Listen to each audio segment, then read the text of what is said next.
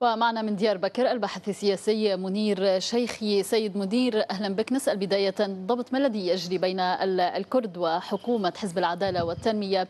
يعني هل نستطيع أن نقول بأنها حرب جديدة أم هي حرب لأسباب انتخابية سياسية؟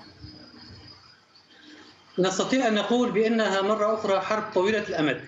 حزب العمال الكردستاني أعلن 9 مرات وقف إطلاق النار من طرف واحد منذ التسعينات، والدولة التركية اخترقت، هي الطرف التركي هو الذي اخترق في 9 مرات وقف إطلاق النار.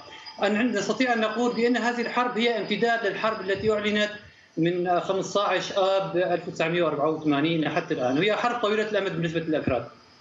يعني ليس هناك أي حسابات انتخابية من قبل أردوغان بخصوص هذه الحرب المعلنة على حزب العمال الكردستاني، نفهم؟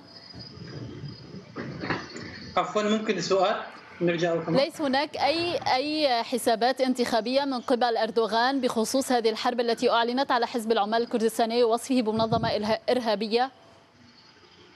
هذه الحرب عندما أعلنها أردوغان كانت نتيجة عن فشله السياسي في الانتخابات الأخيرة، وحاول جاهدا يعني تصعيد هذه الحرب من أجل استفزاز حزب الشعوب الديمقراطية، من أجل يعني تغيير رأيه أو محاولة التأثير على الشارع التركي بكونه حزب مرتبط عضويا بحزب العمال الكردستاني. نعم. حزب هدفه هو حزب سياسي كردي يعبر عن الأكراد في تركيا، وحزب العمال الكردستاني حزب سياسي أيضا، ليس هناك علاقة عضوية.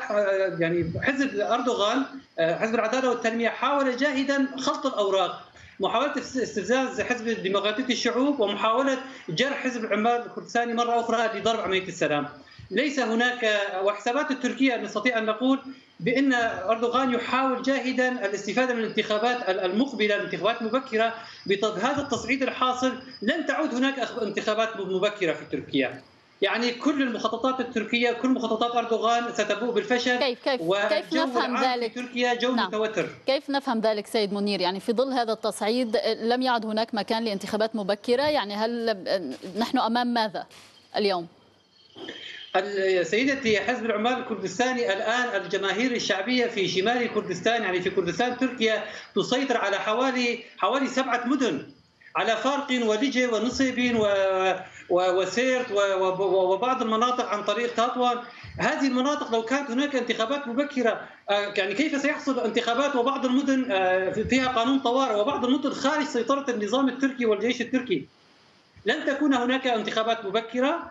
نستطيع أن نقول أن الوضع في تركيا سيكون في تصعيد أكبر ويكون في تأزيم أكثر أيضا.